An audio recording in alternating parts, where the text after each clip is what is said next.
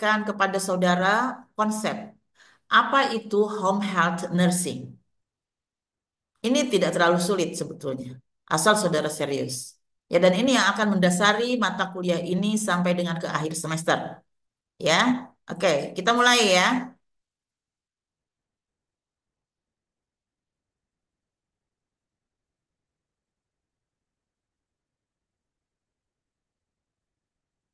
Ya, ini sudah terlihat semuanya.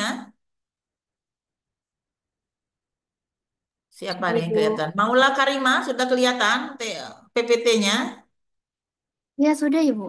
Sudah, oke. Oke, baik. Kita mulai ya, bahwa saudara pada semester ini memiliki satu mata kuliah yang judulnya Home Health Nursing. Ya, di dalam jadwal HHN juga namanya. Jadi mata kuliah ini judulnya in English ya. Atau Anda bisa baca di dalam RPS, Home Health Nursing ini diartikan sebagai apa? Hmm? Ada yang sudah baca RPS? Ibu Siti Maryam tadi sudah menyampaikan RPS-nya. Apa pengertian dari home health nursing di dalam bahasa Indonesia? Karena ini judulnya bahasa Inggris. Nadila, tahu? Tadi dijelaskan oleh Ibu Siti Maryam? Gak tahu. Apa memang akan diterjemahkan ke dalam bahasa Inggris nama mata kuliah ini? Kamu tahu nggak? Maula Karima tahu nggak? Tadi home health nursing itu diartikan sebagai apa kalau judul dalam bahasa Indonesia? Nggak ada yang nanya. Hmm? Ya izin Ibu, kalau tadi di RPS sih dijelasinnya tetap home health nursing. Cuman kalau artinya berarti kan eh, keperawatan kesehatan yang berada di rumah gitu. Jadi nggak ke Hmm. rumah sakit ataupun ke puskesmas ataupun di masyarakat, tapi berada Mm-mm. di rumah kayak gitu. Oke, jadi tidak dijelaskan bahwa nama mata kuliah ini tetap HHN ya. Mau saudara apa? Ya, kalau bahasa Indonesia semua. Tapi kalau kelas KI mungkin nanti di transkripnya akan HHN. Tetapi di dalam eh, transkrip teman-teman yang bukan di kelas internasional ya harusnya diterjemahkan ya. Tapi dikenalnya home health nursing, perawatan kesehatan di rumah. Oke, banyak materi ini akan diberikan oleh saya bersama-sama dengan saudara kita pelajari ya. Ini dua kali pertemuan, hari ini dan hari Rabu. Ya, sehingga pada hari ini mungkin kita bisa menyelesaikan 50% dari materi ini. Oke, kenapa home health nursing ini diangkat sebagai sebuah mata kuliah dan saudara harus memiliki kemampuan untuk melakukan asuhan keperawatan klien di rumah. Kenapa? eh, Dihubungkan dengan lanjut usia. Walaupun tidak selalu klien kita itu lanjut usia, tetapi terbanyak saat ini klien yang mengharuskan perawatan itu dalam jangka panjang dan di rumah adalah populasi lanjut usia. Dan itu semakin banyak. Kemudian, bukan pada lansia saja ya, kejadian penyakit degeneratif itu juga tinggi. Mengapa urusannya dengan home health nursing? Penyakit degeneratif, lansia tidak mungkin akan terus-menerus ada di rumah. Karena ini penyakit degeneratif ini tahunan, menahun, bahkan mungkin sampai klien meninggal dunia. Ya, kemudian kebijakan pemerintah saat ini itu semakin pendek waktu rawat di rumah sakit. Length of stay di rumah sakit itu diperpendek. Ya, 3 hari maksimum. Apalagi kalau menggunakan sarana BPJS. Hal ini terkait dengan tentunya kemampuan ekonomi masyarakat dan juga efisiensi di dalam pengelolaan rumah sakit. Nah, yang ketiga, apa latar belakang mengapa HHN ini penting? Karena begini, keluarga itu merupakan sumber penting dalam proses penyembuhan pasien. Ya, jadi bukan perawat, bukan dokter yang ada di rumah sakit. Justru sumber pentingnya adalah keluarga, keluarga pasien ketika ada yang sakit, apalagi di rumah. Kemudian, alasan lain mengapa home health nursing ini kemudian diangkat sebagai sebuah metode di dalam pelayanan kesehatan karena juga ilmu pengetahuan dan teknologi kesehatan, termasuk teknologi keperawatan, itu memungkinkan klien-klien yang mengalami masalah itu dirawat di rumah sendiri. Nah, maka saat ini trennya home health nursing itu terus diangkat agar masyarakat, keluarga itu mampu mandiri di dalam melakukan perawatan pasien di rumah. Lantas kemudian peran daripada tenaga kesehatan itu apa? Apa yang harus dilakukan? Ada siapa saja di rumah? Nah, ini akan dibahas selanjutnya. Ya, udah paham? Mengapa perawatan di rumah itu menjadi penting? Ada satu, dua, tiga, empat, lima alasan utama dipentingkannya pendekatan perawatan klien di rumah. Saya mencoba mengemukakan beberapa batasan dari berbagai literatur. Nanti kita coba simpulkan apa. Home health nursing is a nursing specialty. Jadi home health nursing ini adalah sebuah spesialisasi ya di dalam keperawatan. Which nurses provide multidimensional home care to patient of all ages. Ya, di mana seorang perawat itu akan memberikan perawatan kesehatan di rumah secara multidimensional kepada seluruh pasien di segala usia. Jadi kalau satunya, siapapun yang ada di rumah itu harus bisa kita layani. Ya, jadi kata-kata di sini adalah home health nursing ini adalah sebuah spesialisasi dalam keperawatan eh, kita ya, kemudian memberikan perawatannya itu di rumah secara multidimensi dan ditujukan kepada semua usia pasien ya. Home health care is a cost efficient way. Jadi dikatakan bahwa home health care ini, home health nursing ini merupakan suatu cara perawatan yang cost efficient. Efisien artinya harusnya. Karena kalau rumah sakit kan bayar. Bayar fasilitas rumah sakitnya, bayar perawatnya, bayar dokternya, bayar segala sesuatunya.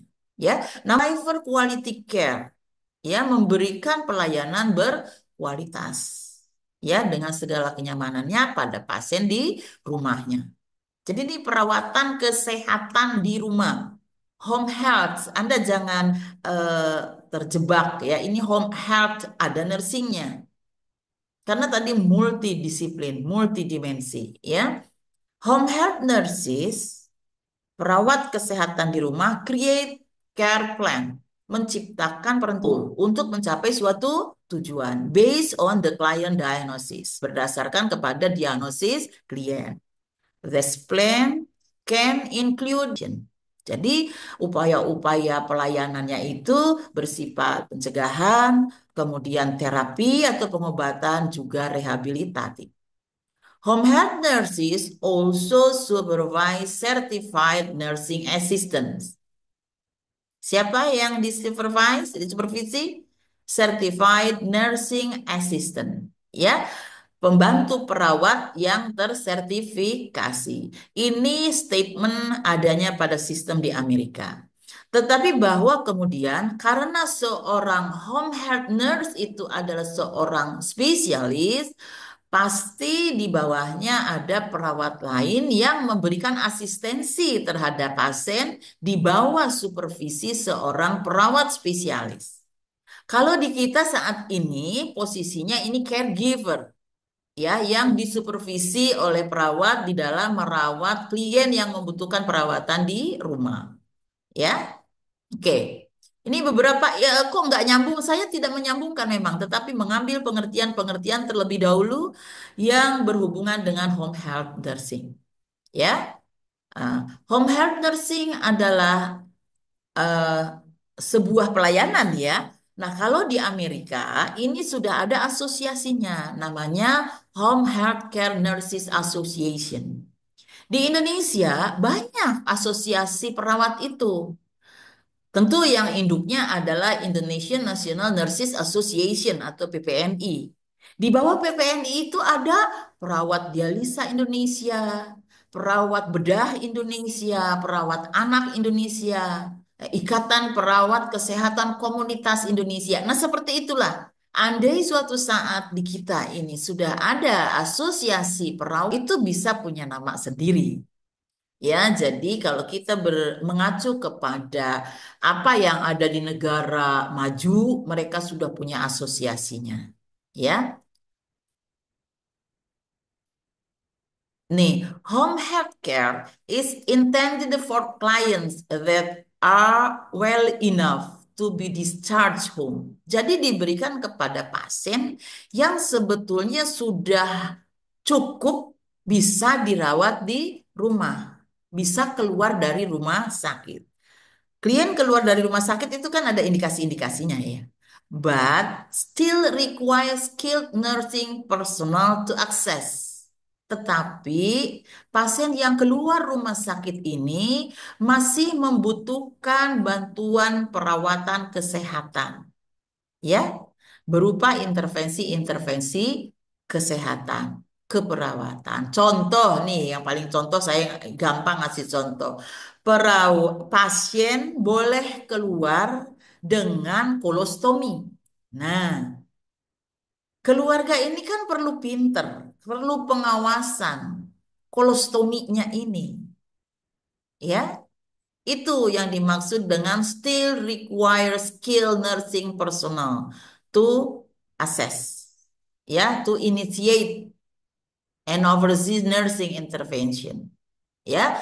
Jadi disimpulkan bahwa home health care atau home health nursing ini, ya, diberikan kepada pasien-pasien yang sudah boleh pulang dari rumah sakit, tetapi masih membutuhkan akses terhadap intervensi pelayanan kesehatan, termasuk pelayanan keperawatan.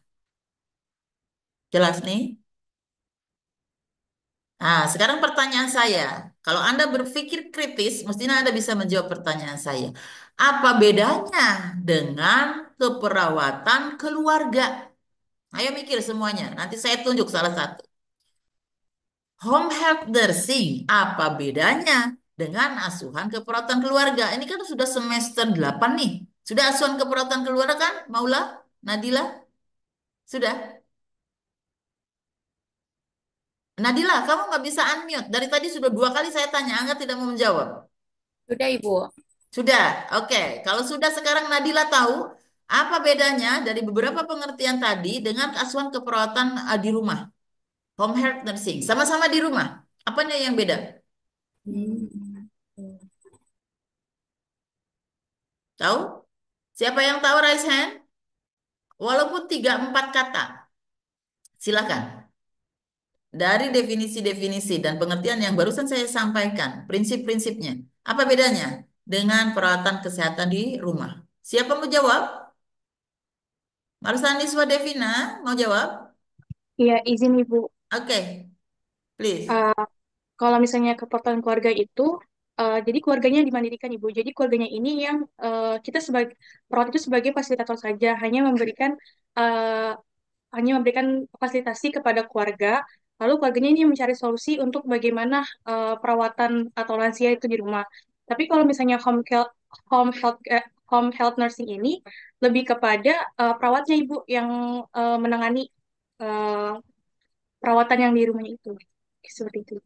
Oke. Dari sisi sasarannya, Marsa Miswa, kira-kira sama nggak sasarannya nih? Sama-sama di rumah, tapi sasarannya siapa? Izin menjawab, Ibu. Ya, Izin menjawab, kalau untuk keperawatan keluarga itu sasarannya untuk seluruh keluarga yang ada di rumah, Ibu. Tapi kalau misalnya home health nursing ini hanya individu yang menderita saja, Ibu. Seperti tadi yang misalnya kolostomi ya, berarti HN ini ya untuk si penderita kolostominya tersebut, Ibu. oke. Baik, terima kasih. Nih Marsa dengan Elsa. Saya yakin Anda mendengarkan ya. Kalau saya nanya kepada yang tidak nongol di videonya gitu ya, pasti nggak tahu. Oke, terima kasih. Betul ya. Jadi beda titik masuknya. Ya, kalau keperawatan keluarga itu kita datangnya dari puskesmas ya. Dan sasarannya adalah keluarga sehat sampai dengan sakit. Ya kan? Sepanjang rentang sehat sakit. Tapi kalau home health nursing, titik masuknya adalah dari discharge planning di rumah sakit biasanya. Dari rencana pemulangan pasien di rumah sakit. Diikuti itu ya sampai dia dilakukan perawatan di rumahnya. Walaupun nantinya tetap akan melibatkan keluarga atau melibatkan asisten pelayan kesehatan yang ada di keluarga. Misalnya keluarga itu mempunyai caregiver. Ya, nah itu yang harus dididik oleh perawat untuk bisa melakukan pertolongan-pertolongan kepada orang yang sakit di keluarga tersebut. Tuh, ya. Oke, lanjut. Terima kasih ya. Oke, lanjut. Jadi, nih, kalau saya simpulkan dari keseluruhan, home health nursing itu adalah komponen rentang pelayanan kesehatan yang berkesinambungan. Sinambung dari mana? Sinambung dari pasien ini pulang dari rumah sakit.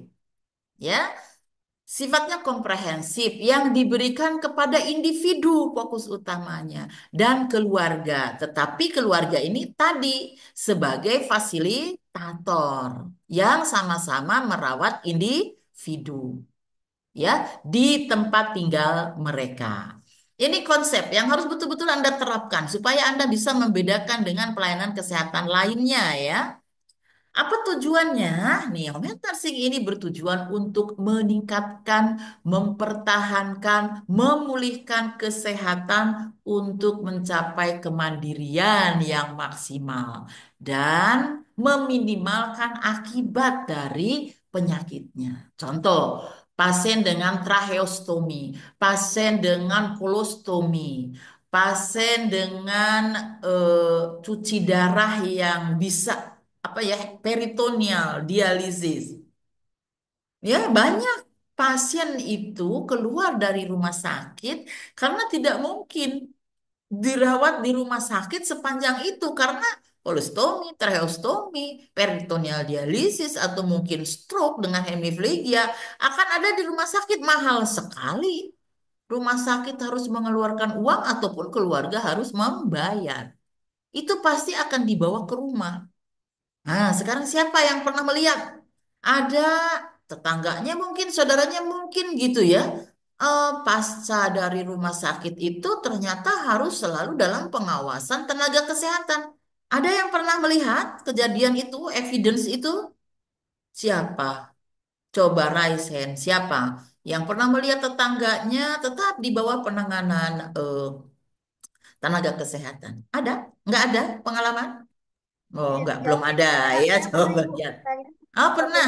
itu Tarisa, di mana Tarisa? tapi nggak tahu ya Bu ini disebutnya home health nursing atau bukan. Karena kan waktu Hmm. itu Papa sempat ada luka gangren di kakinya ya Bu ya. Jadi kan Hmm. kalau misalnya untuk pembersihan setiap hari ke rumah sakit itu agak merepotkan ya Bu ya. Jadi Hmm. akhirnya waktu itu dari klinik terdekat di rumah kita panggil Hmm. perawat untuk bantu bersihin. Hmm. Kayak gitu. Terus Hmm. saya diajarin juga. Jadi Iya. cuma sekitar 2 atau 3 kali kemudian seterusnya saya yang langsung. Oke, good. Sebuah pengalaman yang baik sekali. Apakah ini home health nursing? Kalau saya mengatakan iya, ya, sejauh itu sistem yang memberikannya terkoordinir. Dari klinik itu apakah sudah punya sebuah sistem, sebuah standar bagaimana pelayanan pasien dengan gangren di rumah? Ada SOP-nya, jelas harus terstandar dari klinik itu. Itu termasuk pelayanan kesehatan di rumah yang seperti itu. Karena tidak mudah memulai kemampuan untuk membersihkan luka gangren. Ya, itu perlu keterampilan. Makanya sekarang muncul kan rumah-rumah perawatan luka. Ya kan ya, Anda kenal dengan Walker yang sangat profesional dalam menangani perawatan luka. Ada rumat, tahu rumat? Rumat, nah, seperti itu Tarisa. Oke betul ya, jadi ada. Nah tolong diingat ya, itu baru luka. Tapi banyak sekali penyakit-penyakit yang memerlukan tindak lanjut perawatan di rumah. Mengajarkan orang yang ada di rumah untuk menangani apa yang menjadi masalahnya itu sebuah prinsip di dalam home health nursing. Ajarkan, jangan sampai sangat bergantung kepada perawat, karena perawat pasiennya banyak, ya bisa ratusan gitu, ya di dalam sebuah koordinasi, sebuah agensi gitu. Oke, baik, terima kasih. Kan ada nih, mencapai kemandirian yang maksimal, memang harus mengajarkan.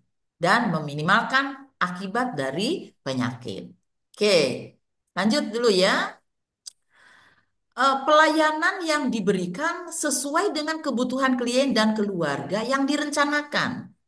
Ya, artinya harus pendekatannya jelas. Pendekatannya adalah pendekatan nursing proses kalau itu keperawatan. Tapi kalau home health care, sekali lagi ini multidisiplin. Di situ harus ada perawatnya pasti. Di situ harus ada dokternya. Di situ mungkin diperlukan ahli farmasinya. Di situ mungkin diperlukan fisioterapis atau terapis wicara, ya. Jadi dalam tim. Kalau yang dibutuhkan itu hanya seorang nurse untuk melakukan perawatan luka saja, ya nurse saja supaya efisien. Tidak perlu mendatangkan ahli rehabilitasi gitu main. Ya, jadi sesuai dengan kebutuhan klien. Tapi harus direncanakan, disediakan, dan dikoordinir oleh pemberi pelayanan. Sekali lagi ada tulisan nih, yang merah-merah ini penting. Dikoordinir oleh pemberi pelayanan yang mempunyai kewenangan untuk memberikan keperawatan di rumah melalui staf yang dipekerjakan. Nah, mengapa ada statement melalui staf yang dipekerjakan? Begini, kalau di luar, di Amerika, ya, misalnya yang ada di dalam contoh-contoh tuh di Amerika itu ada sebuah klinik atau disebutnya dengan agency. Agency itu mempunyai sejumlah staf yang di dalamnya perawat termasuk di dalamnya. Jadi apabila ada keluarga yang membutuhkan pelayanan, dia itu daftarnya ke agensi itu, ke klinik itu. Nanti klinik itulah yang akan menugaskan staf yang bekerja di klinik. Apakah dia dokter, apakah dia perawat, tergantung kepada hasil pengkajian oleh para ahli di klinik tersebut. Oh, ini perlu fisioterapis, dia pasca stroke, tidak bisa jalan. Oh, ini ada lukanya, perlu perawat yang berikan perawatan luka. Maka di dalam satu tugas itu bisa ada 3 atau 4 atau 2 tenaga kesehatan sesuai kebutuhan. Jelas gitu? Jadi tidak nyelonong perawat sendiri, tidak. Semuanya terorganisir dan punya izin. Prakteknya punya izin. Bagaimana pengaturannya? Itu nanti keluarga itu harus membuat kontrak dengan agensinya, dengan kliniknya yang disepakati. Kontrak itu memuat pelayanan yang akan diberikan, waktu dilakukannya, siapa yang dilibatkan, bagaimana sistem pembayarannya. Ya, itu semua tertuang di dalam kontrak pelayanan kesehatan di rumah. Jelas sampai sini? Oke, lanjut. Eh, Apa cakupannya dalam pelayanan keperawatannya? Mencakup pelayanan yang diberikan perawat dan pembantu perawat atau nurse assistant terhadap individu yang sakit atau yang tidak mampu. Juga mencakup juga tadi ahli gizinya, ada dokternya. Ya, asuhan kesehatan pasien ini dapat dikoordinasikan oleh perawat atau dokter. Ya, tergantung kondisinya, situasinya. Kalau saya baca di dalam literatur di Amerika Serikat, itu koordinator home health nursing itu perawat. Dokter itu merupakan tim, tetapi the leader is nurse. Ya. Nah, ini kapan ini tercipta di Indonesia bahwa leadernya itu adalah nurse? Di Indonesia ini ada sebuah kebiasaan. Ketika kita bertim dengan dokter, dengan tenaga kesehatan lain, mesti leadernya dokter. Ini yang kita harus coba ubah ya. Kenapa? Perawat itu lebih lama bersama keluarga, bersama pasien. Kalau dokter mengecek, menulis resep, udah berangkat ya. Kalau perawat bisa menyelesaikan berbagai masalah yang ada pada individu itu. Termasuk misalnya memberikan contoh kepada caregiver bagaimana melakukan personal hygiene pada pasien yang tidak bisa bergerak karena hemi atau paraplegia akibat stroke. Lama akan ada di rumah pasien. Sehingga pantasnya lah perawat yang menjadi koordinator atau sebagai leader, sebagai manajer di dalam home health nursing. Ya, Oke, nah ini di tangan saudara lah. Perubahan-perubahan ini di tangan saudara. Ya, kalau kami-kami yang sudah seusia begini sebentar lagi juga mundur dari keperawatan. Tapi Anda sebagai penerus, bagaimana harus berjuang? Nah, harus tahu konsep. Ini mengapa saya itu ngotot harus mendengarkan semuanya. Ini konsep yang harus ditanamkan di kepala saudara. Oh, begitu konsepnya. Karena tanpa konsep, seseorang tidak akan bisa melakukan inovasi yang sebenarnya. Ya, kalau konsepnya tidak tahu bagaimana mau melakukan sebuah perubahan di dalam pelayanan keperawatan, Anda tuh nurse. Ya, jadi harus tahu. Kalau Bu Yeti di awal marah karena Anda tidak disiplin, ini nih, yang seperti ini, pentingnya paham tentang konsep. Ingin saudara melakukan sebuah perubahan ke depan. Ya, oke. Home health nursing ini sintesa dari keperawatan kesehatan komunitas dan keterampilan teknikal tertentu yang berasal dari berbagai spesialisasi keperawatan. Jadi, konsep keperawatan kesehatan komunitas itu basic karena pendekatannya ada di keluarga. Keterampilan teknikal tuh misalnya apa? Bagaimana merawat luka gangren. Itu kan di spesialisasi keperawatan medikal bedah. Bagaimana perawatan kolostomi, itu juga di medical bedah, ya. Bagaimana merawat pasien ngamuk, itu adanya di spesialisasi keperawatan jiwa. Teknik-tekniknya itu ya dari berbagai spesialisasi bidang keperawatan. Tapi basicnya dia adalah keperawatan kesehatan komunitas dalam hal ini keluarga. Karena pendekatan bagaimana kita melakukan asuhan keperawatan keluarga itu dipelajari oleh perawat-perawat kesehatan keluarga, keperawatan komuniknya, bagaimana merawat luka dan lain sebagainya itu ada pada bidang-bidang lainnya. Ya, oke. Anda pasti bisa karena nurse itu segala bidang bisa. Anda kan masih general. Ketika lulus Anda general practitioner. Anda seorang perawat yang belum spesialisasi. Jadi segalanya harus bisa ya walaupun tentu general ya tidak bisa sama dengan spesialisasi. Ya, fokus pelayanannya mencakup prevensi primer, sekunder, tersier kepada individu dengan melibatkan keluarga atau caregivers. Nih, ya sekali lagi melibatkan caregivers.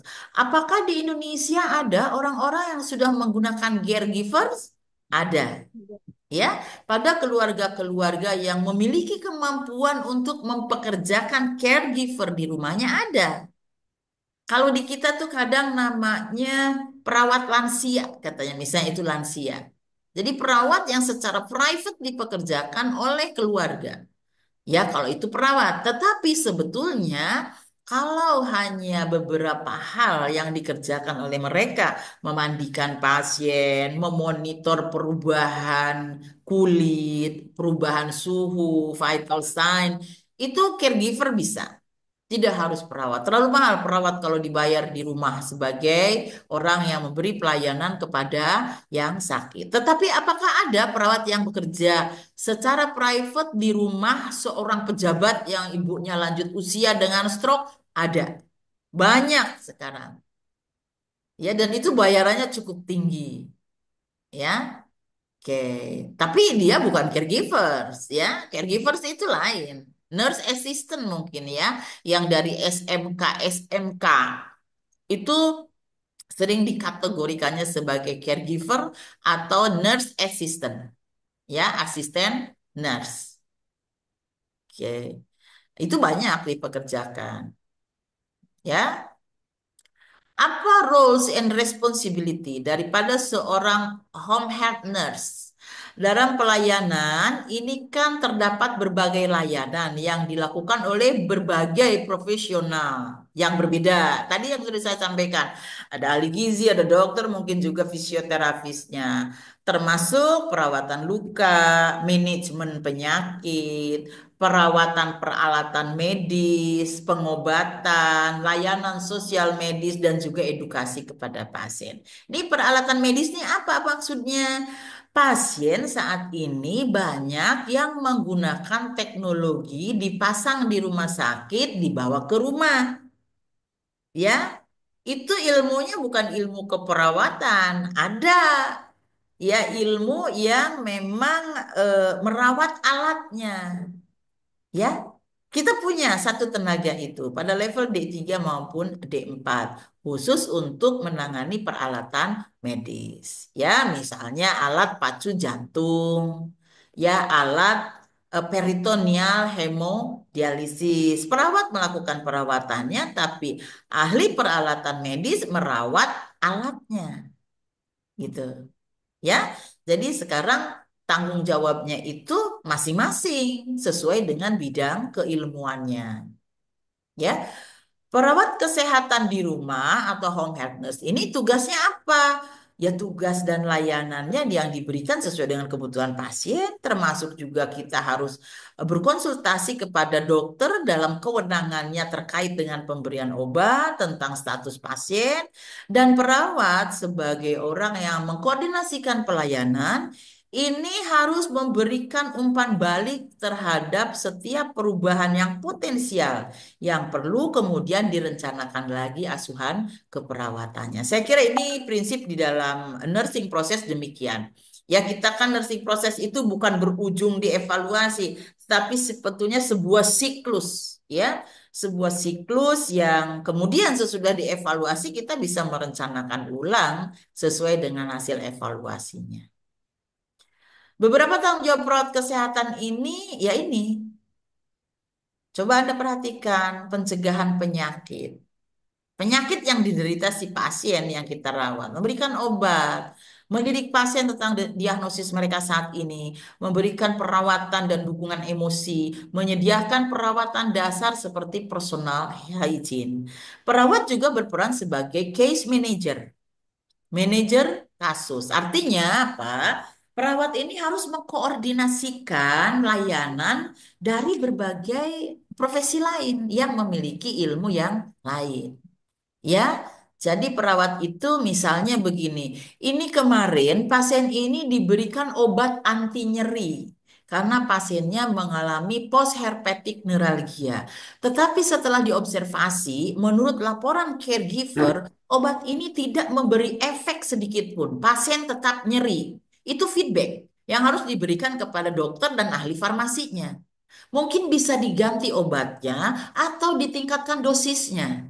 Itu feedback terhadap seorang dokter.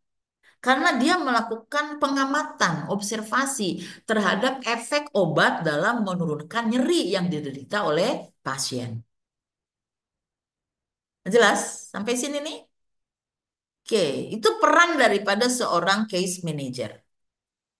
Dia harus tahu bagaimana perkembangan pasien yang dilayaninya. Atau misalnya kepada seorang fisioterapis. Setelah dilakukan fisioterapi sebanyak 5 kali, pasien ini mulai bisa menggerakkan kakinya. Itu kan sebuah perkembangan yang diamati oleh seorang perawat. Itu feedback, masukan bagi seorang fisioterapis. Ya, kita dalam kaitannya dengan sebagai seorang case manager harus melakukan koordinasi layanan. Ya,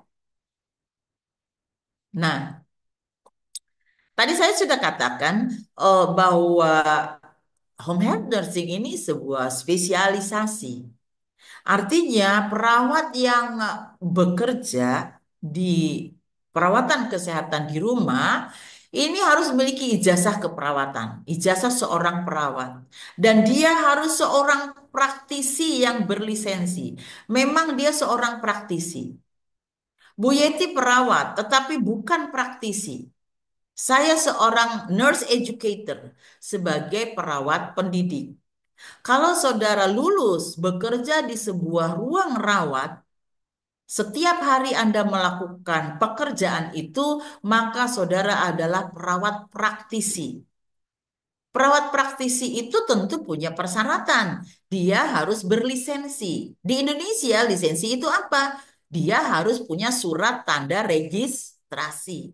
STR itu surat tanda registrasi yang akan didapat setelah saudara diuji kompetensinya. Kalau kompeten, saudara bisa lanjut ke permintaan surat tanda registrasi. Sesudah saudara mempunyai surat tanda registrasi, semua perawat yang akan melakukan asuhan keperawatan harus punya SIP, surat izin praktik. Ya, perawat itu bekerja harus punya SIP. Itu artinya saudara punya license, punya kewenangan untuk melakukan asuhan keperawatan. Ya, harus memiliki ilmu yang berintegrasi dengan ilmu keperawatan. Yalah, perawat tidak bisa hanya tahu ilmu keperawatan saja. Ilmu kedokteran juga kita belajar, ya, ilmu-ilmu sosial kita belajar, ya. Saudara belajar transkultural, saudara belajar sosiologi, saudara belajar anatomi, fisiologi, fisika dan lain sebagainya. Itu adalah ilmu-ilmu yang berintegrasi terhadap ilmu keperawatan. Nah, jadi pendidikan dan sertifikasinya seorang home health nurse ini harus seorang perawat berijazah berpraktik yang memiliki STR dan SIP di Indonesia. Ya, oke. Tolong ingatkan saya kalau nanti sudah habis waktunya ya, karena ini banyak materinya banyak sekali. Ya, saya punya sekitar 40-50 slide untuk 2 kali pertemuan.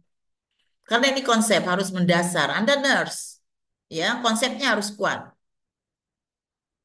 Ruang lingkup keperawatan kesehatan di rumah, ya, tetap harus menggunakan pendekatan nursing proses.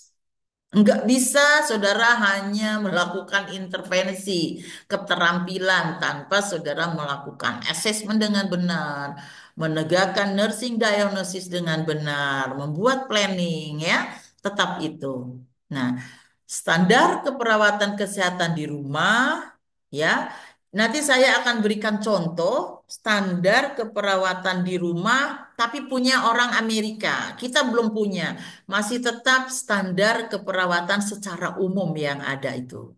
Ya, kalau di Amerika tuh punya standarnya. Nanti saya kasih ke saudara dan baca bagaimana standar keperawatan kesehatan di rumah. Di beberapa negara, bukannya di Amerika termasuk Kanada dan sebagainya, itu di dalam standar mengintegrasikan antara hasil penelitian, pendidikan, ya, penggunaan sumber daya yang tepat, kualitas perawatan yang diberikan, kolaborasi tim, dan prinsip-prinsip etik. Saya kira ini sebetulnya standar ya, bahwa kalau kita melakukan standarisasi sebuah pelayanan pasti akan menyangkut hal yang saya sebutkan ini. Ya, nanti salah satu contoh standar saya berikan kepada saudara. Oke. Sekarang Anda harus ketahui secara konsep apa itu kendala-kendala or barriers in home health nursing.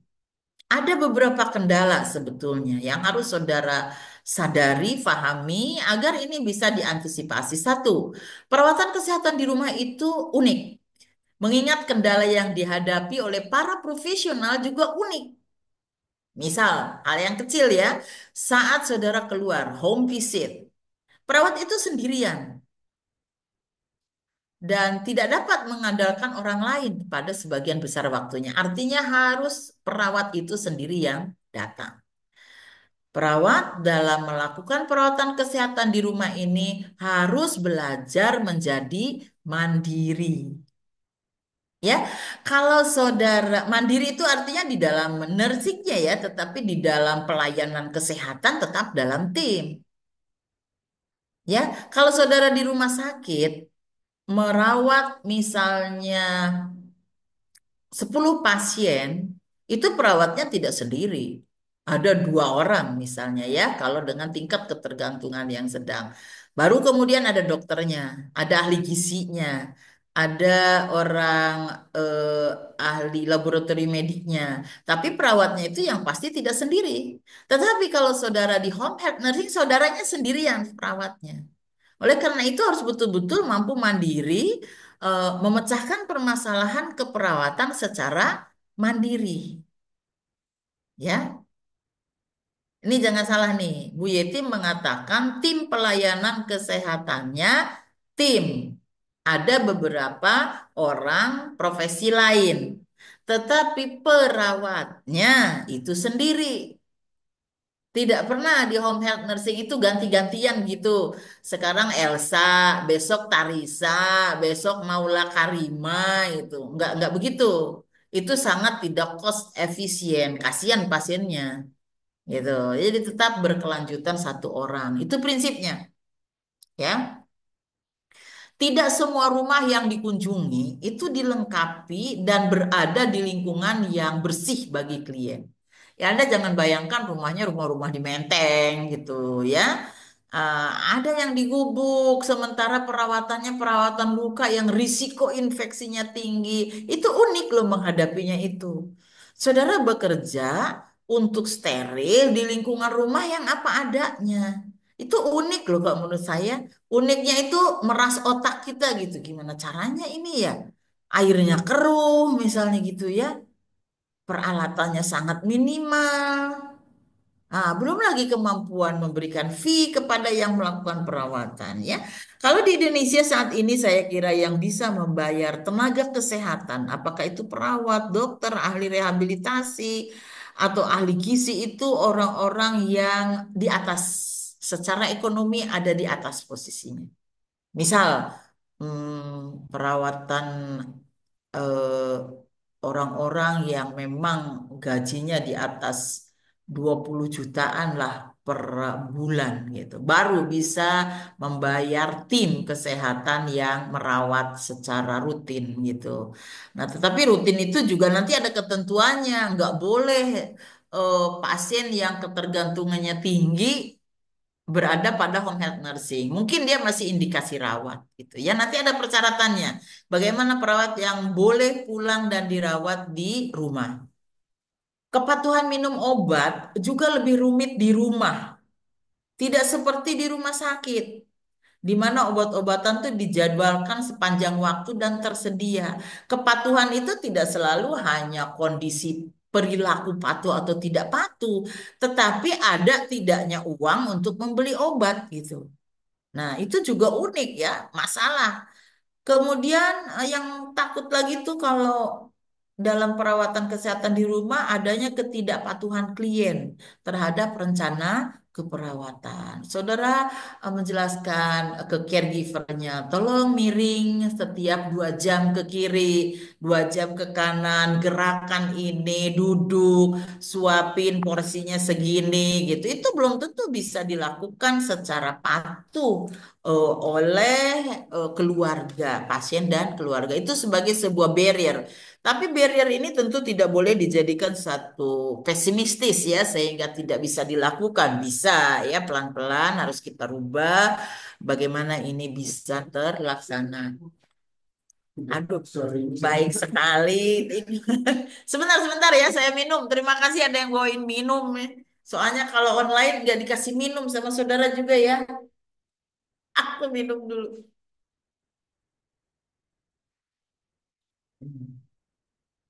Oke, lanjut. Nih, eligibilitas, kelayakan. Layanan kesehatan di rumah itu layak dilakukan ketika bagaimana? Satu, pasien berada di bawah perawatan dokter dan mendapatkan layanan di bawah rencana keperawatan yang ditetapkan. Ya, jadi karena tadi pasien ini kan dari rumah sakit ya, boleh pulang atau tidak boleh pulang. Ada dokter mengatakan begini, oke, pasien ini udah boleh pulang, silahkan di rumah, tapi saya masih melakukan pengawasan dan diperlukan asuhan keperawatan yang dilakukan oleh nurse. Nah, gitu. Itu eligible untuk dilakukan perawatan kesehatan di rumah. Seorang dokter mengatakan bahwa pasien membutuhkan satu atau lebih dari yang berikut, asuhan keperawatan intermittent. Nah, pada saat pasien ini dipulangkan dari rumah sakit, dokternya mengatakan ini perlu perawatan yang intermittent. Apa sih intermittent itu? Siapa yang tahu intermittent state? Istilah intermittent ini in English apa ya? Ini kan English ya. Apa coba Tarisa? Perawatan yang intermittent itu apa? Hmm? Ada yang tahu istilah intermittent? Bu, Ya? intermittent itu bukannya yang kita dibatasi makannya ya Bu, seperti berpuasa begitu bukan Bu? Ah, bukan, bukan. Oh, Perawatan yang intermittent artinya perawatan yang tidak terus-menerus harus dihandle oleh perawat. Ya, oke, misalnya perawatnya datang hari Senin. Oke, Senin. Tapi kemudian dia baru akan datang lagi hari Kamis gitu. Nah, selama Selasa dan Rabu itu perawatan dilakukan oleh keluarganya dengan petunjuk dari perawat. Gitu ya. Nah, misalnya keluarga diajarkan bagaimana memberikan makan yang benar melalui sonde gitu ya. Nah, itu diajarkan kepada caregivernya atau kepada keluarganya. Diajarkan oleh perawat. Dilihat, sudah benar apa belum? Oke, Bu, silahkan lakukan. Kemudian hari ketiganya akan dimonitor oleh perawat. Itu intermittent. Ya, hari Kamis datang. Kemudian hari Minggu, perawatnya baru datang lagi. Itu intermittent. Jadi memang tidak boleh pasien dipulangkan ke rumah, dirawat di rumah, tapi setiap hari perawatnya datang. Itu tidak intermittent, ya. Untuk apa sih ini? Ini kan kaitannya dengan efisiensi. Kasihan banget kalau keluarga harus membayar perawat setiap hari, transportnya dan lain sebagainya, ya. Terapi fisik dan terapi okupasi lanjutan. Secara fisik memang dia harus dirawat atau juga secara okupasi.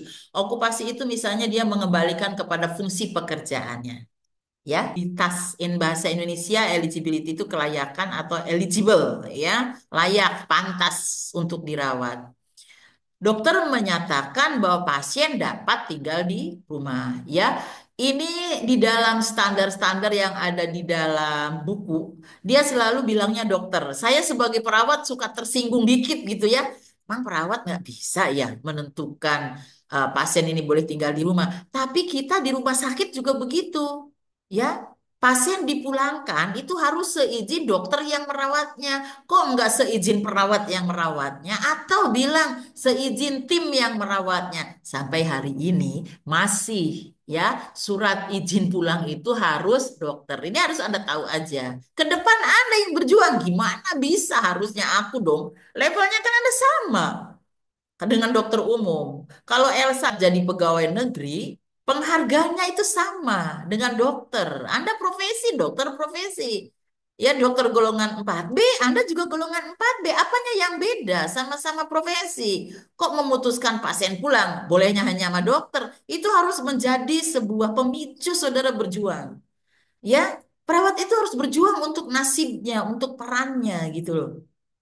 Kami mungkin belum bisa tuh sampai ke sang perawat gitu. Mungkin beberapa bisa dirumuskan kebijakan-kebijakan yang mengangkat peran perawat lebih besar gitu. Ya, ayo ke depan saya kira direktur rumah sakit itu bisa perawat. Ya, nah, karena kalau direkturnya dokter terus yang diperhatikan kan dianya aja, profesi dianya aja gitu. Ya, oke, ya kita tidak mendiskreditkan dokter, tetapi kebijakan yang ada, peraturan yang ada, begitu sampai saat ini. Nah, saya suka rada manas-manasin kepada para calon perawat profesional ke depan. Ayo dong berjuang. Ya, perawat itu harus berjuang. Anda kira lulusan nurse sekarang sama penghargaannya menjadi 4B kalau jadi pegawai negeri, itu tanpa perjuangan. Berjuangnya berdarah-darah. 15 tahunan kita berjuang untuk menyamakan kedudukan antara profesi dokter dengan profesi perawat. Ya, saya termasuk saksi sejarah bagaimana kita presentasi hal itu di Badan Kepegawaian Negara. Ini kami begini, sama loh dengan dokter. Sarjana dulu atau sarjana terapan dulu baru profesi. Kenapa dihargai 3A nurse, sedangkan dokter 3B gitu. Sekarang kalau saudara sudah enaknya sekarang. Kalau lulus jadi PNS itu 3B. Sudah dihargai sama. Nah, saya hanya ingin menyatakan bahwa itu perjuangan. Saudara nggak boleh hanya menikmati tanpa berjuang untuk profesi keperawatan. Harus jadi pejuang. Ya, agar profesi kita ini mempunyai peran yang bagus ya di dalam tatanan pelayanan kesehatan. Ya, termasuk nih di home health nursing yang tadi saya sampaikan. Dimanapun perawat bermitra, kalau ada dokter selalu kita tidak jadi pimpinannya. Kenapa? Orang levelnya sama gitu, ya. Kalau di puskesmas, perawat kepala puskesmas sudah banyak. Perawat direktur RSUD sudah banyak. Nah, itu bagus. Nah, celakanya lagi kalau sudah jadi pimpinan lupa bagaimana mengembangkan anggota perawat yang lainnya. Itu karena sibuk mungkin. Nah, padahal sebetulnya itu sebuah posisi strategis untuk memperjuangkan peran perawat agar lebih besar di dalam pelayanan kesehatan. Ya. Nah, ini informasi. Yang barusan itu bukan pelajaran, tetapi sebuah info dan sebuah tantangan ke depan. Ya, kalau saya ngajar, saya selalu mengaitkan dengan peran saudara. Kalau tidak, saudara nanti cuma jadi perawat aja, titik gitu, jadi nurse.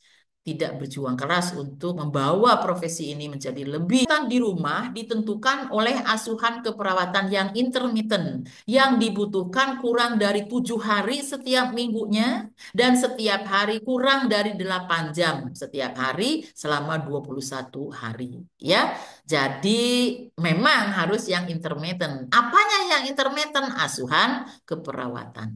Ya, oke. Ini apa nih? Care doesn't stop. Apa nih? Saya nggak kebaca sebentar. Keterhalang.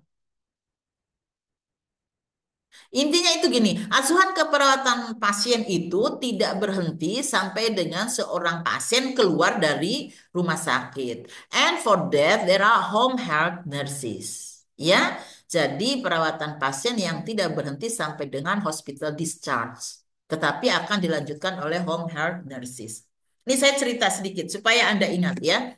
Saya punya dosen namanya Profesor Ahiryani. Dia seorang perawat, profesor pertama di Indonesia untuk keperawatan.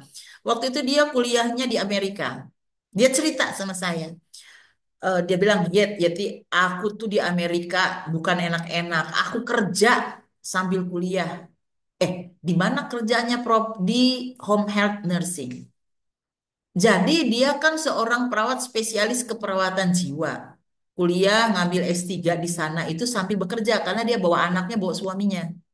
Dia bilang saya dibayar jam-jaman. 1 jamnya itu melebihi gaji saya di Indonesia. Dia bilang gitu. Makanya saya bisa hidup membawa keluarga di sana. Nah, di sana itu home health nursing itu tadi seperti yang dikatakan Tarisa ada klinik namanya agency. Dia punya beratus-ratus perawat, dokter dan lain sebagainya. Yang kemudian orang-orang di sana itu yang membutuhkan perawatan di rumah datang ke agensi itu meminta asuhan keperawatan. Nanti agensi itu yang punya kontrak dengan keluarga. Ya, kemudian itu per jam kunjungan dibayar. Nah, yang saya ini lagi ambil hikmah atau pengetahuan dari beliau, Prof, itu gimana kan misalnya dia di Jakarta Pusat agensinya, tapi pasien yang ingin dirawat itu punya perawat-perawatnya itu di tiap daerah. Dia akan pekerjakan perawat yang di Bekasi yang menjadi staf agensi itu. Gitu. Nah, kebetulan kayaknya di sana dulu banyak sekali kasus-kasus jiwa ya sehingga Prof. Ahiryani ini banyak sekali pasiennya. Sampai kadang-kadang setiap hari itu dia bisa dapat jutaan dolar gitu ya, puluhan ribu dolar dibayarkan kepada dia setiap jam dia ditugaskan. Misalnya sehari dia bisa 5 jam, itu cash and carry, langsung ditransfer masuk ke rekeningnya dia sekian jam. Tetapi tentu dengan ketentuan-ketentuan laporan dan lain sebagainya. Gitu. Itu di luar sudah jalan seperti itu betul-betul swasta. Ya agensi itu. Di Indonesia pernah nih, saya cerita lagi nih, dengerin. Ini bukan cerita bohong. Di Indonesia melalui Pusat Kesehatan Masyarakat. Ceritanya dulu pilot proyeknya itu Puskesmas Kecamatan Pasar Minggu. Saya ingat. Itu saya sudah jadi perawat dan tahu tentang hal itu. Apa yang dilakukan? Jadi pasien-pasien yang pasca rawat dari rumah sakit itu dirujuk ke Puskesmas Pasar Minggu. Nah, di Pasar Minggu ininya kelihatannya belum siap dengan skill. Kenapa kok ke puskesmas? Memang sistem rujukan dulu kan dari rumah sakit ke puskesmas, ya kan? Tadi dikatakan bahwa perawatan di rumah ini merupakan sebuah rentang dari perawatan kesehatan masyarakat, ya kan? Kan adanya di puskesmas. plus dengan technical skill dari masing-masing bidang keilmuan. Dikirimlah pasien misalnya dengan tracheostomi dari Rumah Sakit Fatmawati untuk di follow up care oleh Puskesmas Kecamatan Pasar Minggu. Beberapa bulan kemudian tutup, itu puskesmas tidak lagi terima rujukan. Dikaji oleh Kementerian Kesehatan, masalahnya apa? Masalahnya apa, tahu nggak?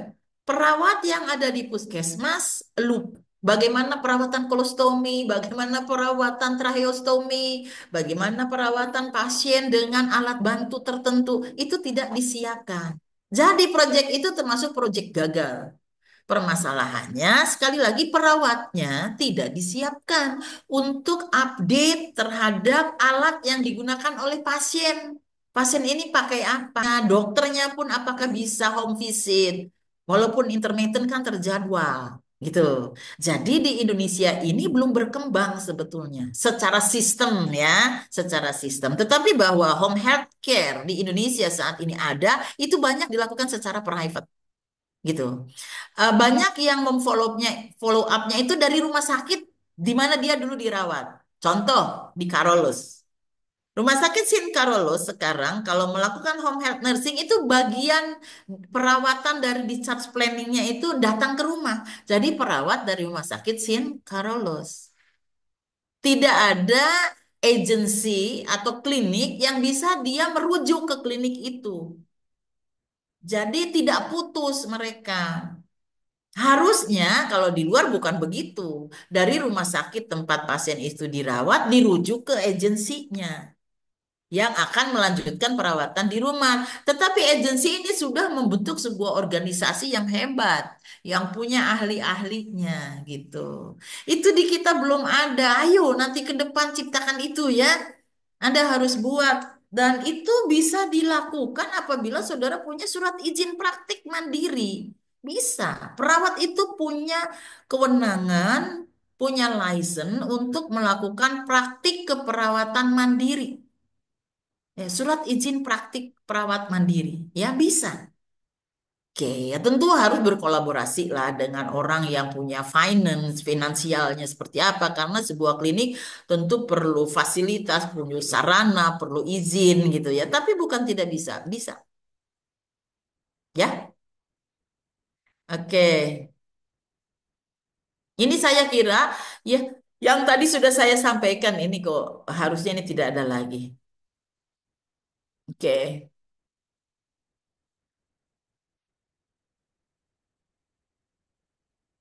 Nih, pelayanan seorang perawat itu termasuk memberikan edukasi terhadap home health aids in S ya. Artinya tadi caregivernya itu harus kita ajarin terutama untuk membantu hygiene care ya untuk teach the patient atau caregiver how to safely bath ya, groom the patient. Jadi kita itu pelayanannya termasuk mengajarkan caregivernya. Tadi saya sudah sampaikan ya. Home health aides also will obtain vital sign, look for abnormalities in skin turgor, and report any abnormalities to a skilled nurse. Ya, gini, saudara kalau melihat sekarang ada yang disebut dengan caregiver, ya, saya termasuk yang ini sebenarnya dulu itu pekerjaan dilakukan oleh perawat. Ya, tetapi perawat juga tidak akan bisa melakukan perawatan di rumah secara full, memandikan pasien dan lain sebagainya, memonitor vital sign. Maka sebagian dari pekerjaan itu diserahkan kepada caregiver dalam batas tertentu, ya. Jadi dalam hal ini sekali lagi perawat ini boleh mengajarkan asisten kesehatan di rumah atau caregiver dalam melakukan perawatan-perawatan yang memungkinkan itu sebagai kompetensinya. Oke, nursing care-nya apa dong yang biasanya dilakukan? Misalnya ini nih, complicated wound care, ya, melakukan asuhan keperawatan luka yang complicated. Ya, misalnya tadi yang Karissa bilang luka gangren. Anda udah belajar belum merawat luka gangren? Kayaknya belum ya, belum ke rumah sakit ya? Apa sudah ada yang ketemu luka gangren? Ada ya, oke. IV terapi, including PICC line. PICC ini peripheral inserted central catheter. Ini orang ada yang dirawat di pasien dengan ini, ya, blood testing dan lain sebagainya. Nih, misalnya injection, kemudian prefill insulin syringe, diabetes education. Nah, ini beberapa tindakan keperawatan yang ini tidak bisa diajarkan kepada caregiver. Ini harus kompetensi seorang nurse, ya.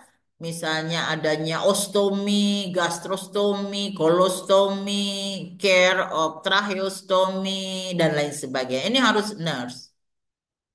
Tapi kalau misalnya mengukur suhu, mengukur nadi, mengukur tensi dengan digital sphygmomanometer, itu sekarang sudah diajarkan kepada keluarga itu sendiri.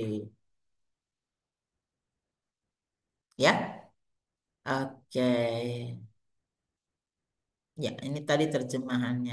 Ini bisa yang dilakukan oleh seorang physical therapist, speech therapist, occupational therapist. Sangat tergantung kepada kebutuhan pasien itu dengan masalah apa di rumahnya.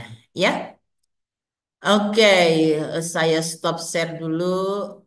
Oke, kita diskusi apa yang saudara ingin tanyakan setelah saya coba menjelaskan apa itu home health nursing, apa itu home health care, siapa yang harus melakukan, apa yang dilakukan oleh perawat, apa yang dilakukan oleh caregiver, apa apa namanya eligibilitas dari seorang klien dipulangkan dari rumah sakit boleh dirawat di rumah itu seperti apa. Kemudian apalagi tadi eh, tindakan-tindakan yang paling sering dilakukan oleh perawat di rumah terkait dengan kondisi klien. Tadi kan sudah semua tuh banyak loh.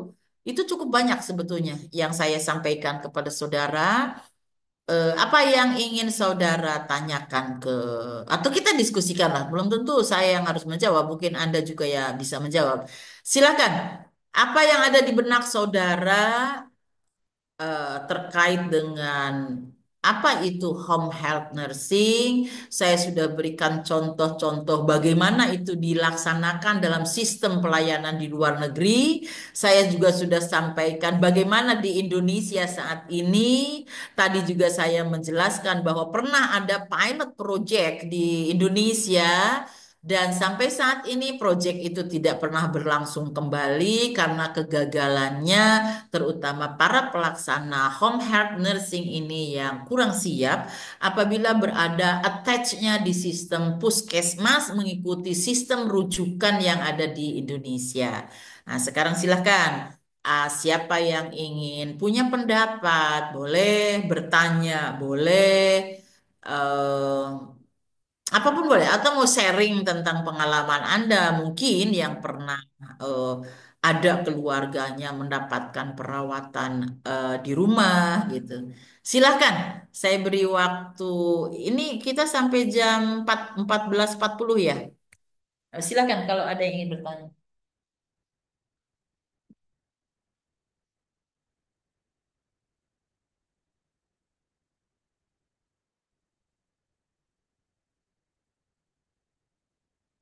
Ada yang ingin bertanya?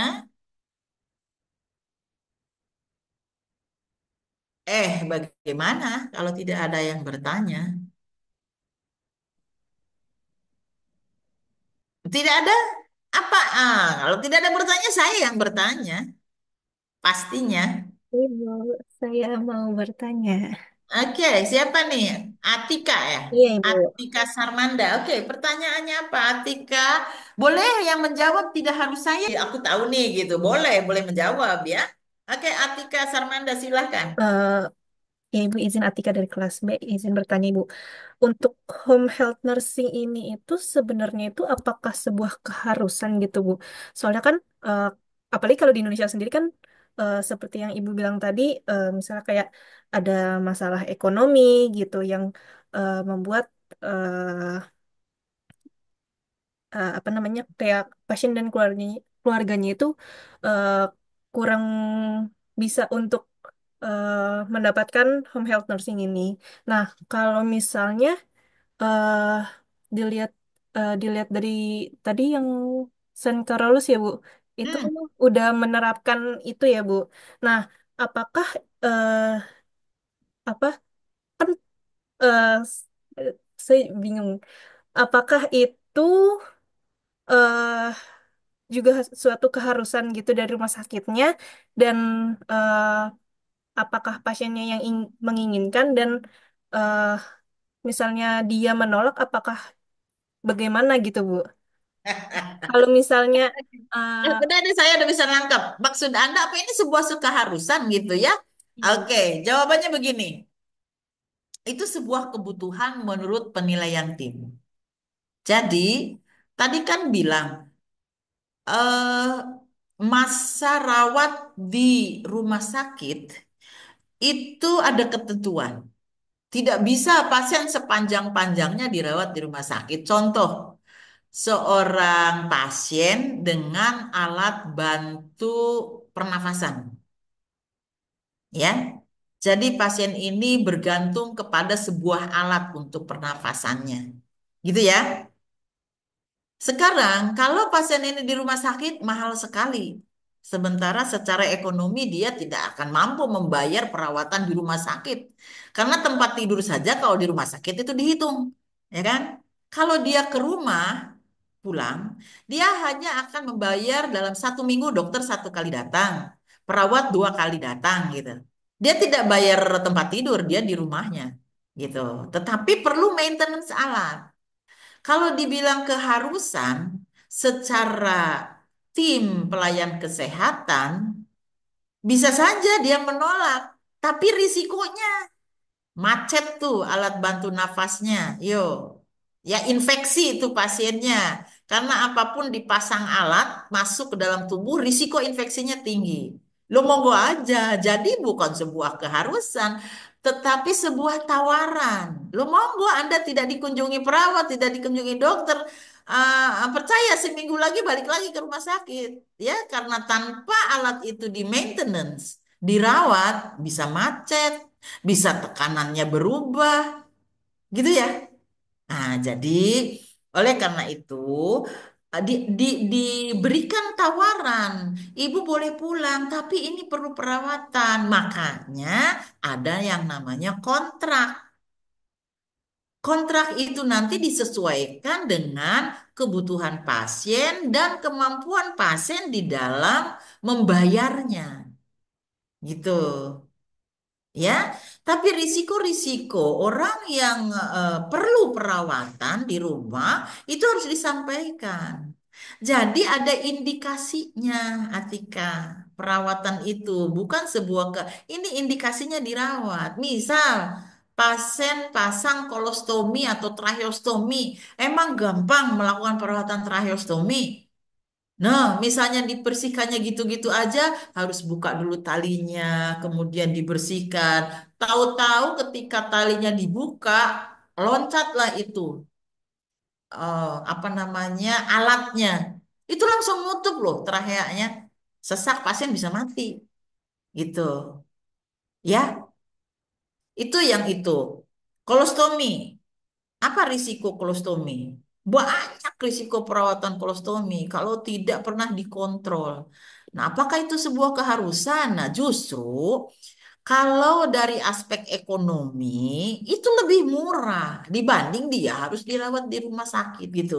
Oleh karena itu, eh, orang kesehatan kita termasuk di dalamnya memang perlu mengembangkan pelayanan di rumah. Soal dipakai atau tidak sangat tergantung kepada keluarga.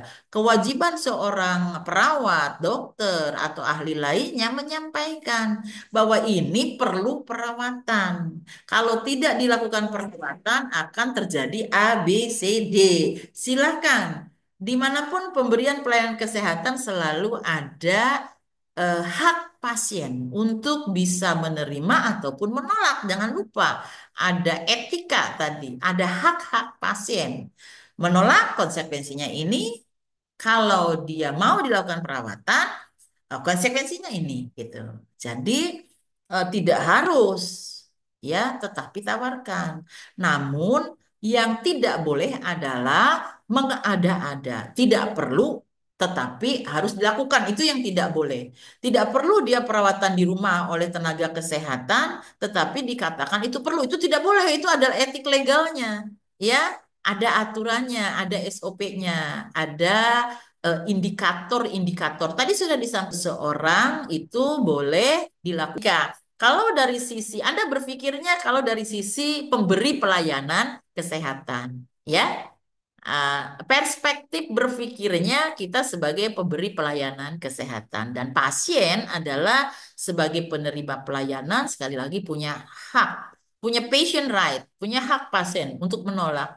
Pasien tidak mau dioperasi di rumah sakit, saya tidak mau operasi apapun yang terjadi dengan saya tidak mau operasi, biarkan saya mati gitu. Monggo silakan. Tidak akan ada yang berani mengoperasi perjanjian. Jadi tidak pernah ada sebuah pemaksaan. Ya dia harus tahu konsekuensi-konsekuensi apabila tidak dilakukan. Bahwa dia oke saya tanggung konsekuensi, monggo silakan gitu.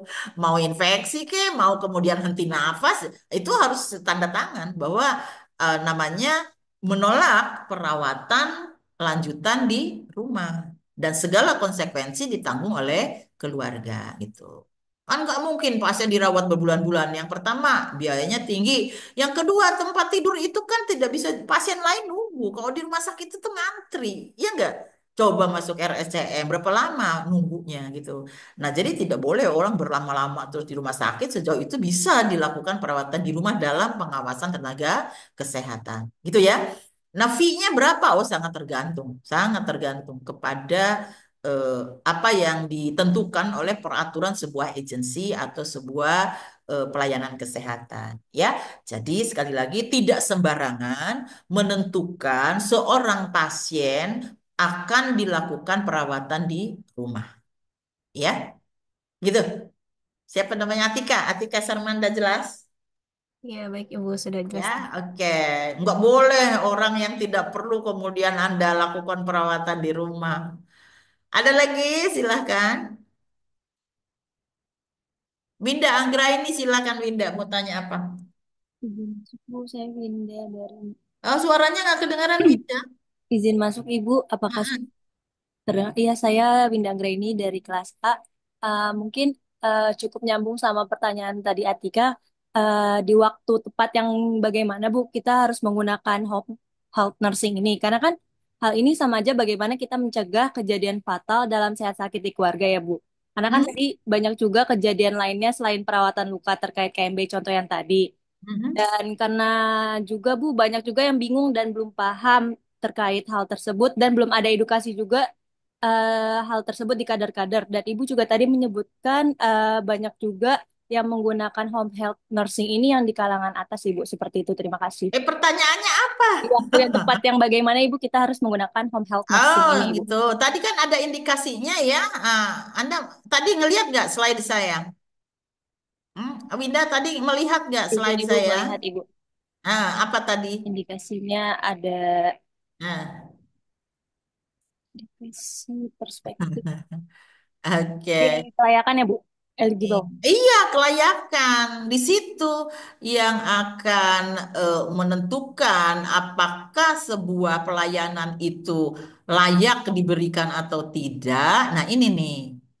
Jadi, waktu, kondisi, tempat tentu ditentukan oleh tim. Tetapi secara prinsip, tadi saya sudah sampaikan. Pertama, pasien berada di bawah perawatan dokter dan harus mendapatkan layanan di bawah rencana keperawatan yang ditetapkan.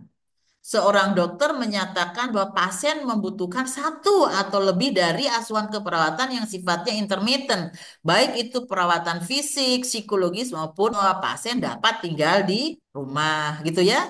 Dan ini ada nih beberapa hal yang terkait dengan kebutuhan perawatan di rumah. Jadi juga kalau dia butuh perawatannya terus selama 7 hari dalam seminggu, kemudian dalam sehari 24 jam harus diawasi oleh itu tidak boleh dilakukan perawatan di rumah. Mungkin dia tetap harus di rumah sakit. Jadi ada Eligibilitasnya. Nah, kapan dan bagaimana itu sangat tergantung kepada kasus yang akan ditangani. Banyak kasus yang perlu perawatan di rumah itu. Ya, kalau yang tadi saya katakan di Indonesia belum ada, itu sistemnya yang belum ada. Sistem itu artinya ada sebuah agensi gitu ya.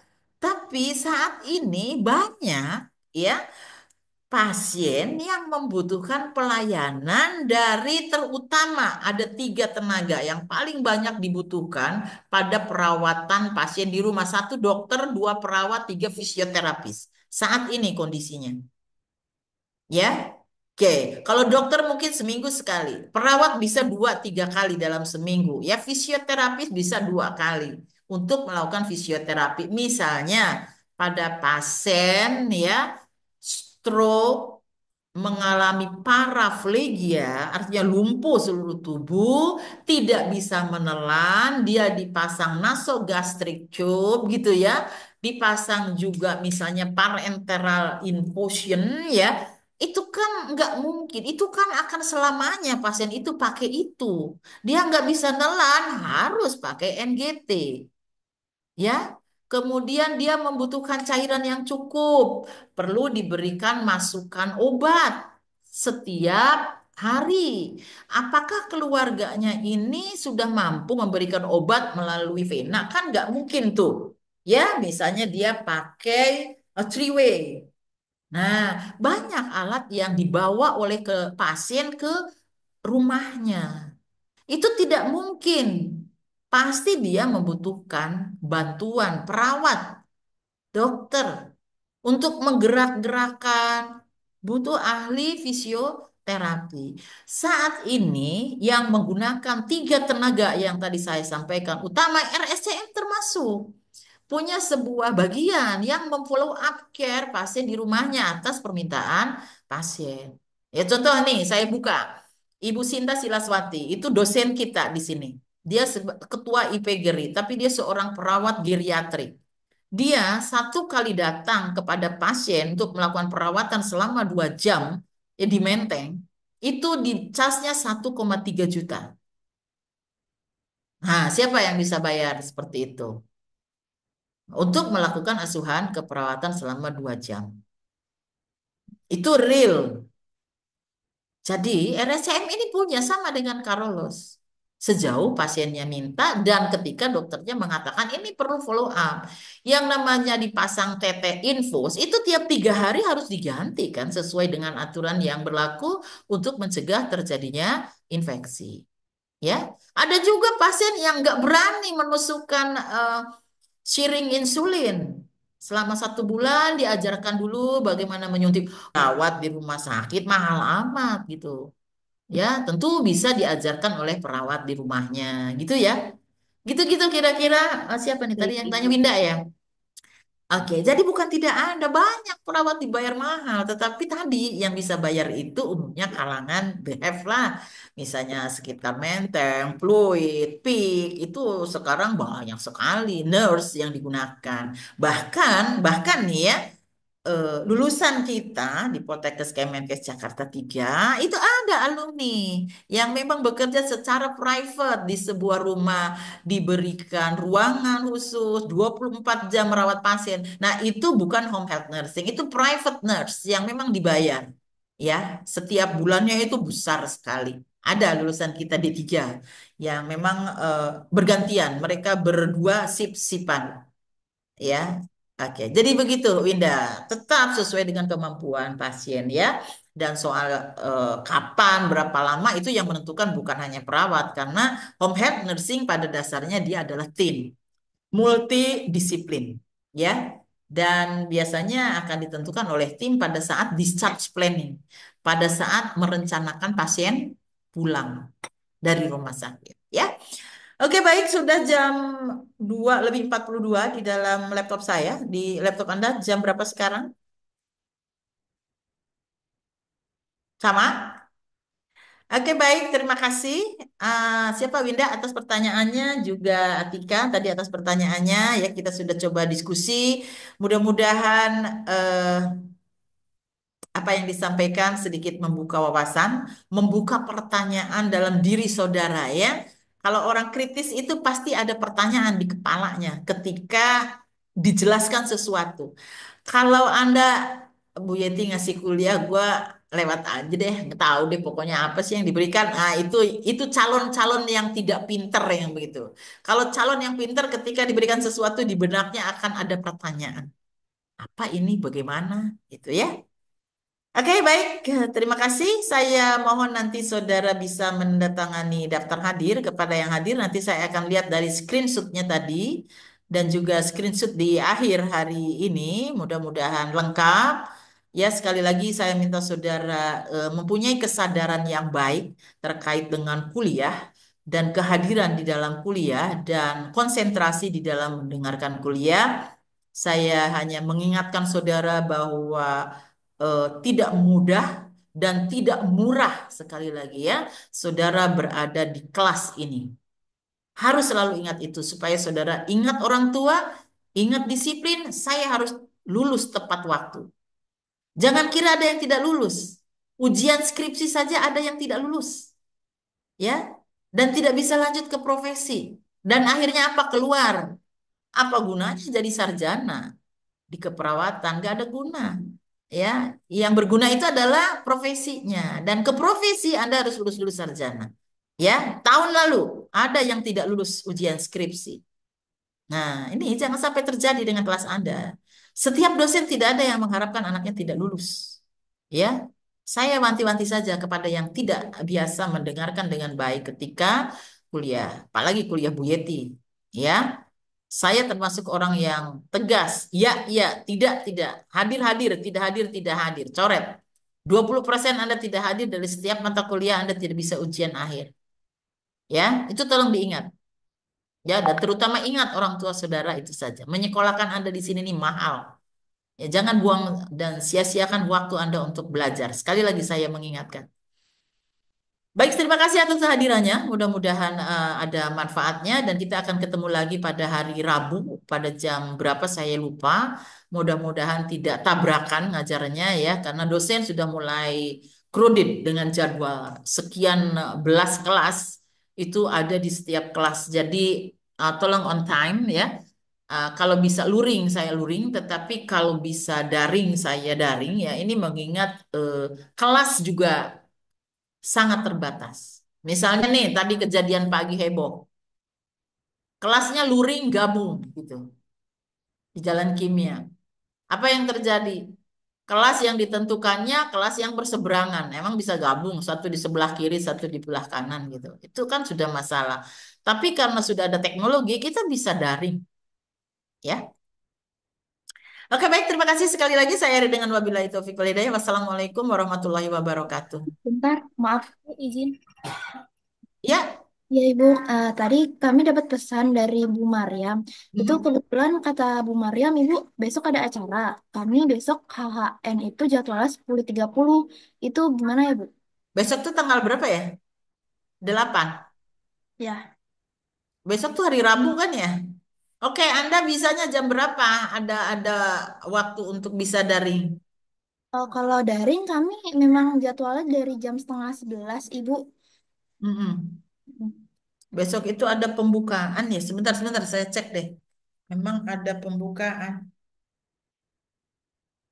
Coba dialokasikan waktunya setelah siang ya.